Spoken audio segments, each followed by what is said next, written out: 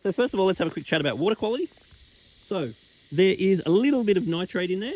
Not really worried about it, but that nitrate is definitely going to be fueling all this algae. So if we're able to do some more regular water changes, we can reduce the food for the algae. So let's call that a good thing. Now there is a tiny bit of ammonia in the water. Not enough for me to be real worried about, but there is just a little bit. So the main thing that is going to reduce the ammonia is increased filtration. So these tray filters, which I've just pulled out of the pond, they're relatively effective, especially for how simple they are.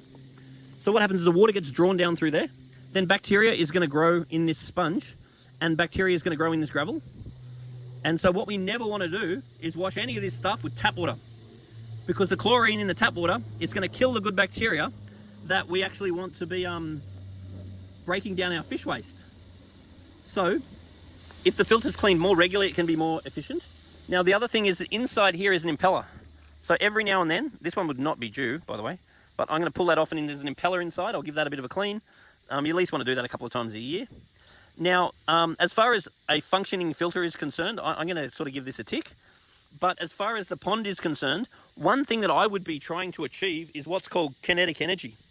So this one here is going up and it's aerating the water, and you know, I'm pretty happy with that. But what I'd love to see in this pond is a bit of kinetic energy. So if this was up to me, I would probably add to this filter a all-in-one UV biological filter. Now, the reason why I would want the additional filter is for two main reasons. Well, actually several reasons. The first reason is that that's going to get us a UV sterilizer. And a UV sterilizer is going to help to keep the water clear. So we get rid of this green. Then we're also going to use this new filter to angle to get some circular motion. Because if we're actually pumping the water this way, then what happens is we pick up what's called kinetic energy. Now, kinetic energy is where you use the movement of the water to create the movement of the water. So if you get the water pumping that way, it actually ends up creating its own momentum, and therefore the amount of water flow and oxygen is very good value. And when the pump pumps, our aim is to break the water surface. So this one breaks the water surface a little bit, but it wouldn't be doing a whole lot more than replenishing the oxygen that it took out itself. Because we've got a little tray filter here, and this tray filter is going to grow billions of bacteria. And the billions of bacteria that grow in there are going to break the high-level waste into low-level waste, and they're going to use oxygen. So the water that comes out of here is often in deficit because the oxygen has been used by the bacteria. So therefore, we really want something to deal with the fish's carbon dioxide. So if I had an extra unit in here and I aim it that way, I'm going to agitate the surface, I'm going to get the water moving better, and that's going to increase our dissolved oxygen level, it'll decrease our CO2 level, and it will increase our redox potential. And the redox potential is how efficient the bacteria can be. And our aim in here is to get nice high redox, nice high oxygen, and very efficient bacteria. Because the bacteria will compete with the algae, and it will look so much better, and the fish will be happy, and everyone will win. Now, back to the water test. The KH level in this water is almost zero. So if it was zero, I would be very worried. So I'm not quite very worried. Now, this product here is called Alkaline Buffer. Now, this product should help raise our KH. We just need to use a little bit more of it. Now, the next thing we need to talk about is water ager. So the water ager Prime, that's one of the best water agers you can get. And what that does is take the chlorine and chloramone and stuff out of the water. Now, Sydney tap water doses chlorine, chloramone, and all sorts of nasty stuff in our water to stop bugs and bacteria growing in our water. So you don't want that in your pond. So the way that Sydney tap water doses the chlorine is to a maximum minimum level, which means let's say you do a water change and you don't add that prime, one day you might be fine. And the next day all your fish might die. And you might lose all the good bacteria that you're growing in your filter because of the chlorine and chloramone going in to sterilize your pond. So we're trying to create an ecosystem. We're not trying to create a hospital. So we definitely don't want chlorine or chloramone going in the pond. So every time you add new water, add a little bit of water ager. In a perfect world, you add it to the bucket before you put it in the pond. But with this volume of water, it's probably not that economical. So if you take some water out and you put water back in again, go up 5 centimeters, add a full dose of water ager for the volume of the pond, go up another 5 centimeters, add a full dose of water ager, and then that will usually work out for you very well. So the other thing in this water is the GH is almost zero. So there are some GH salts that will really help the immune system of the fish, and something I do recommend that we tip in there. So that's a suggestion. Now, fish keeping is 50% water quality and 50% food quality. So if you bring us a sample of water down to the shop and you bring us a video, in the video we want to see all the fish and we want to see your filtration and we want to see any bits and pieces you've got. If you bring that down to us at the shop, we can look at your water quality, and that's half of it done. Now the other half is food quality. Now fish food in general is processed, pressure cooked crap in a can. Now this food here, Danichi, is probably the best food you can buy. So this food here is a slow cooked, holistic food, and when it comes to quality, you're pretty much not going to beat this food.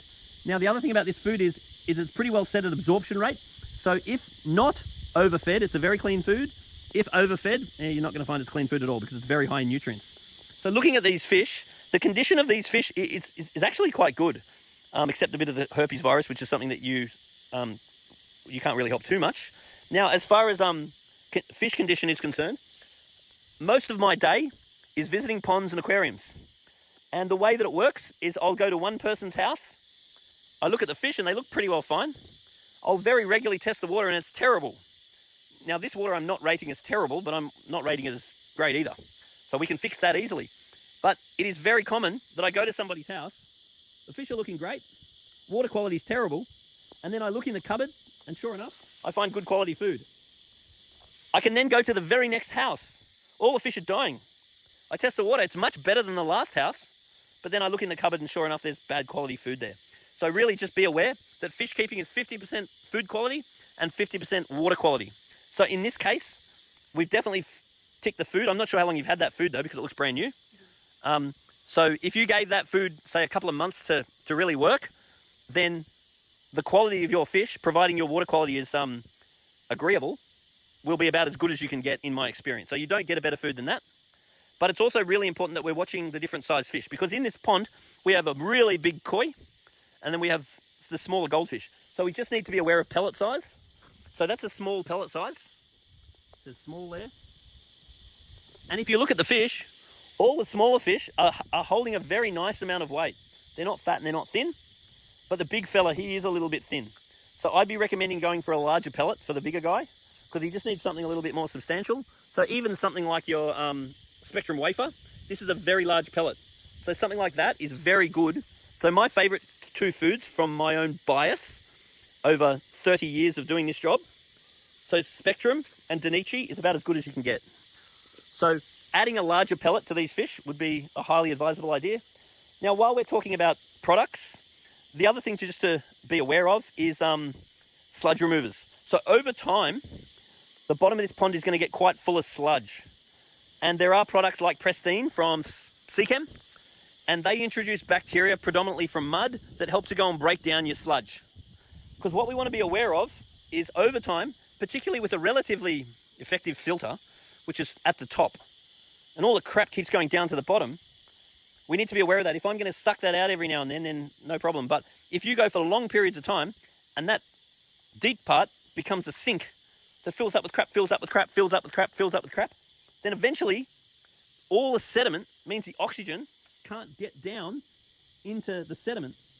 And if the oxygen can't get down into the sediment, then instead of having good, healthy aerobic bacteria, you start to form anoxic bacteria, and they actually discharge hydrogen sulfide that's actually poisonous for you and the fish. So using sludge removers are a really good idea, and just being aware that over a long period of time, not a short period of time, you really don't want sludge building up in the bottom of your pond. Otherwise you are making your life hard and your fish's life even harder. I've opened up the pump, I've cleaned out the impeller and the impeller housing. Now I've removed some nice fluorescent green water out of the pond. This stuff is wonderful for your garden, so don't be afraid to chuck it on your garden. Now what we want to do every now and then is just pull this koi mat off, and then what we're wanting to do is give it a bit of a clean in the water from the pond. We're not wanting to clean it with tap water. Now sometimes it's so bad that you don't have a choice except clean it with tap water. Now the next thing I'm going to do when I put this video down is I'm going to start grabbing some water out of the pond and pouring it through here and stirring it up, trying to make sure that I'm freeing that up from crap as well.